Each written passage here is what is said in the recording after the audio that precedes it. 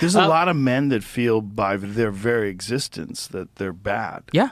Well, it's a big cultural fed this problem. thought of toxic masculinity, and the things that they're attracted to, they think they've been told are stupid, or that they're evil, or there's a thing about being a man in this world today that I think we have to look at all human beings as just human beings. Yeah. And you can't help that you were born a man, and you can't help the things that you enjoy. Like if you enjoy going to football games, you enjoy getting loud with your friends. This idea of toxic masculinity, it's like, yeah, there's toxic aspects of men, and that's real. That's a reality of being a male human being. If you look at the history of war, it's all started by men.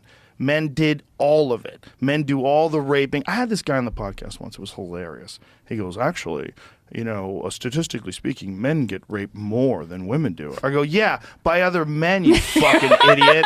I go, it's not packs of cheerleaders raping football players. The fuck is wrong with you? The problem is 100% men. That's the problem with manosphere, is that there's grifters in the manosphere that aren't actual real men. Yes. And by real men, I mean they don't have resolve. Like if you took them on a hike, they would get tired. They would sit down. You would have to leave them behind. They're not. The word tough is a word, but it's like oh, you're tough. No, mental toughness is fucking important. It's a really important quality of life, and it's been diminished to this thing that's like a part of toxic masculinity ideology. And it's Well, and this is where, the Andrew Tates of the world come in and they perform this just caricaturish, ridiculous, masculine, whatever they're doing. And then also maybe is a sex trafficker. We'll find out. We'll see what happens there.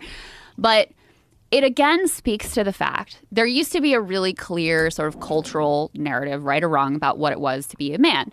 And at the core of that was being a provider, right? For women, it was like, it was other things, being like a mother and a nurturer and like the way you look. For men, it's like about the wallet, right? Yeah. The pocketbook. And then, so I think when we've had an assault on the middle class, on the working class, where it becomes so much harder to be able to fulfill that cultural narrative of what it is supposed to be a man.